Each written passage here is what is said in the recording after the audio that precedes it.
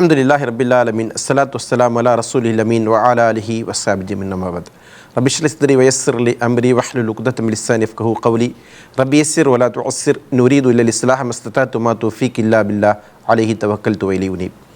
அளவில்லா கருணையாளன் நிகரில்லா அன்புடையவன் அல்லாஹ்வின் பெயரை கொண்டு ஆரம்பிக்கிறேன்.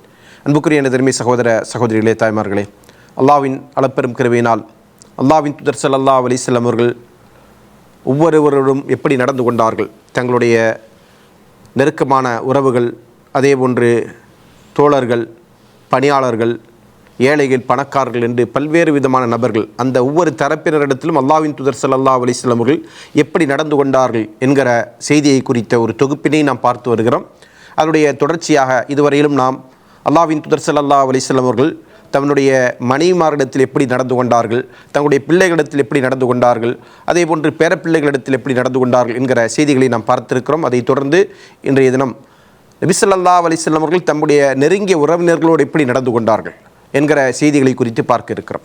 அன்புக்குரியவர்களே, அல்லாஹ்வின் தூதர் ஸல்லல்லாஹு அலைஹி வஸல்லம் அவர்களுடைய தாய் தந்தை ஆகிய இருவரும் அவர்கள் சிறுவயதில் இருக்கிற போதே மரணித்து விட்டார்கள். குறிப்பாக தந்தை நபி ஸல்லல்லாஹு அலைஹி வஸல்லம் அவர்கள் தன்னுடைய தாயின் வயிற்றில் கருவுற்றிருக்கிற நிலையில் அவர் மரணித்து விட்டார். தாயாரை பொறுத்தவரையில் அவர்கள் நபி ஸல்லல்லாஹு அலைஹி வஸல்லம் அவர்களுக்கு 6 வயது இருக்கிற போது அவர்கள் மரணித்து விட்டார்கள்.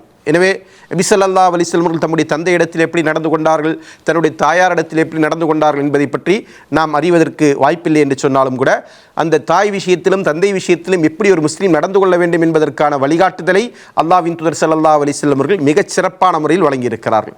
அதே போன்றுதான் அல்லாஹ்வின் தூதர் ஸல்லல்லாஹு அலைஹி வஸல்லம் அவர்கள் தம்முடைய ஏனைய உறவுகள், அதிலும் குறிப்பாக தாயின் அந்தஸ்தில் தந்தையின் அந்தஸ்தில் இருக்கக்கூடிய உறவுகளாக இருந்து கொண்டிருக்கின்ற அவருடைய நெருங்கிய உறவினர்கள், அவர்களோடு எப்படி நடந்து கொண்டார்கள், அதன் அடிப்படையில் நபி ஸல்லல்லாஹு அலைஹி வஸல்லம் அவர்கள் அவருடைய சிறிய தந்தையர்கள், பெரிய தந்தையர்கள் ஆகியோரிடத்தில் எப்படி நடந்து கொண்டார்கள் என்பதை பற்றிய ஒரு செய்திகளை நாம் இன்றைய இந்த தலைப்பிலே பார்க்க இருக்கிறோம். நபி ஸல்லல்லாஹு அலைஹி வஸல்லம் அவர்களை பொறுத்தவரையில் அவர்களுக்கு பல்வேறு உறவுகள் சிறிய தந்தையாக பெரிய தந்தையாக இருந்திருக்கிறார்கள்.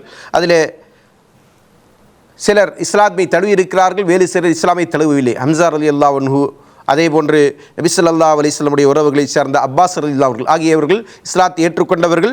அதே நேரத்தில் அபூ தாலிப், அபூ லஹப் போன்றவர்கள் இஸ்லாத்தை ஏற்காதவர்கள். இன்னும் நிறைய உறவுகள் இருக்கிறார்கள். இந்த 4 பேர் மட்டும்தான் நபி ஸல்லல்லாஹு அலைஹி வஸல்லம் அவர்கள் நபியா அனுப்பப்பட்ட காலகட்டத்தில் வாழ்ந்தவர்கள். மற்ற உறவுகளை பொறுத்தவரையில் அவர்கள் இஸ்லாம் வருவதற்கு முன்பாகவே மரணித்து விட்டவர்கள். அதாவது நபி ஸல்லல்லாஹு அலைஹி வஸல்லம் அவர்களுக்கு நுபுவத் கொடுக்கப்படுவதற்கு முன்பாகவே மரணித்து விட்டவர்கள். எனவே அவர்களை பற்றிய செய்திகள், அவர்களோடு அல்லாஹ்வின் தூதர் அவர்கள் எப்படி நடந்து கொண்டார்கள் என்பதை பற்றிய செய்திகள் நம்மால் அறிய முடியாதது. ஆனால் இவர்களோடு நபி ஸல்லல்லாஹு அலைஹி வஸல்லம் எப்படி நடந்து கொண்டார்கள் என்பதை பற்றி நாம் அறிந்திருக்கிறோம். காரணம், இந்த 4 வருடத்திலும் அல்லாஹ்வின் தூதர் ஸல்லல்லாஹு அலைஹி வஸல்லம் அவர்கள் அல்லாஹ்வின் மார்க்கத்தை எடுத்து கூறுகின்ற அழைப்பு பணியை மிகச் சிறப்பாக செய்திருக்கிறார்கள்.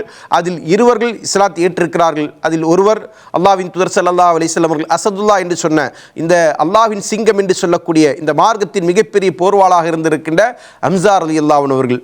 அதே போன்று அப்பாஸ் ரலியல்லாஹு அவர்கள் தன்னுடைய கடைசி வரையிலும் அல்லாஹ்வின் தூதரோடு என்ன செஞ்சிருக்கிறாங்க, வாழ்ந்திருக்கிறார்கள். அவருடைய நுபுவத்தை ஏற்று அவருக்கு உறுதுணையாக இருந்தவர்களில் ஒருவர். ஆனால் இந்த இருவரும் அபூ தாலிப், அது மட்டுமல்ல அபூ லஹப் ஆகிய இருவரை பொறுத்தவரையில், அதில் அபூ தாலிப் அவர்களை பொறுத்தவரையில் நபி ஸல்லல்லாஹு அலைஹி வஸல்லம் அவர்கள் அவருடைய கடைசி வரையிலும், அபூ தாலிபுடைய மரணம் வரையிலும் அவரிடத்தில் நல்லுறவு பாராட்டி அவர்களோடு நேசமாக வாழ்ந்து அவருடைய உபதேசங்களுக்கு கட்டுப்பட்டு வாழ்ந்தார். பல்வேறு சந்தர்ப்பங்களில் அவர் அல்லாஹ்வின் தூதரிடத்தில் வந்து இந்த அழைப்பு பணியை கூட நீங்கள் விட வேண்டும் என்று உபதேசிக்கக்கூடியவராக இருந்திருக்கிறார். தன்னுடைய பெரிய தந்தையின் மீது இருந்து கொண்டிருக்கிற மதிப்பின் காரணமாக அவர் சொல்லுகின்ற எல்லாவற்றையும் கேட்பேன், இதை மட்டும் நான் கேட்க மாட்டேன் என்று அல்லாஹ்வின் தூதர் ஸல்லல்லாஹு அலைஹி வஸல்லம் அவர்கள் இந்த அழைப்பு பணிக்கு மட்டும் அவருடைய உபதேசத்தை மறுத்திருக்கிறார்கள். மற்ற எல்லா விஷயங்களுக்கும் அவருக்கு கட்டுப்பட்டு அவருடைய உபதேசங்களுக்கு கட்டுப்பட்டு நடக்கக்கூடியவராக இருந்திருக்கிறார் என்பதை நாம் பார்க்கிறோம். அதே போன்று நபி ஸல்லல்லாஹு அலைஹி வஸல்லம் அவர்களை சிறு வயது முதற்கொண்டு அவரை வளர்த்தவர்கள், அவர் மீது அதிகமான அக்கறை கொண்டவராக அவர் இருந்திருக்கிறார் என்பதை வரலாற்றிலே நாம் பார்க்கிறோம். அல்லாஹ்வின் தூதர் ஸல்லல்லாஹு அலைஹி வஸல்லம் அவர்கள் அவருக்கு மிகுந்த மரியாதை கொடுத்தார்கள். எந்த அளவிற்கு என்று சொன்னால், அவருடைய மரண தருவாய் வரையிலும் அவரிடத்தில் அழைப்பு பணியை அல்லாஹ்வின் தூதர் ஸல்லல்லாஹு அலைஹி வஸல்லம் செய்திருக்கிறார்கள். அவர் அழைப்பு பணியின் மூலமாக நேர்வழியின்பால் வந்துவிட வேண்டும் என்கிற ஆவல், கவலை அவரிடத்தில் அதிகமாக இருந்திருக்கிறது. எனவேதான் மரண தருவாயில் அவரிடத்தில் சென்று அழைப்பு பணி மேற்கொள்ளுகிற போது அவர் அதை ஏற்க மறுத்துவிட்டார். அந்த நேரத்தில் நபி ஸல்லல்லாஹு அலைஹி வஸல்லம் அவர்கள் மிக கவலையோடு காட்சி அளித்தார்கள் என்கிற வரலாற்றை நாம் படித்திருக்கிறோம். எந்த அளவிற்கு என்று சொன்னால், அல்லாஹ் அவரை ஆறுதல் படுத்துகிறான். இன்னக லா தஹ்தி மன் அஹ்பப்த வலாக்கின் அல்லாஹ் யஹ்தி மன் யஷா. நபியே, நீங்கள் நாடுகின்றவர்களுக்கெல்லாம் உங்களால் நேர்வழி காட்டிவிட முடியாது. ஆனால் மாறாக அல்லாஹ் யாருக்கு நாடுகிறானோ அவர்களுக்குத்தான் அல்லாஹ் நேர்வழியை கொடுக்கிறான் என்று நபி ஸல்லல்லாஹு அலைஹி வஸல்லம் அவர்களை அல்லாஹ் ஆறுதல் படுத்தும் அளவிற்கு அல்லாஹ்வின் தூதர் ஸல்லல்லாஹு அலைஹி வஸல்லம் அவர்கள் அவருடைய இந்த சிறிய தந்தையின் விஷயத்தில் அக்கறையோடு நடந்து கொண்டிருக்கிறார்கள் என்பதை நாம் பார்க்கிறோம். அந்த அளவிற்கு நபி ஸல்லல்லாஹு அலைஹி வஸல்லம் அவர்கள் தம்முடைய உறவுகளை பேணக்கூடியவராக இருந்திருக்கிறார், உறவுகளை மதித்து நடந்து கொள்ளக்கூடியவராக இருந்திருக்கிறார், உறவுகளிடத்தில் நட்பு பாராட்டக்கூடியவராக இருந்திருக்கிறார், உறவுகளுடைய நலன்களில் அக்கறை காட்டக்கூடியவராக இருந்திருக்கிறார் என்பதை அல்லாஹ்வின் தூதர் ஸல்லல்லாஹு அலைஹி வஸல்லம் வரலாற்றில் நாம் அறிந்து கொள்கிறோம்.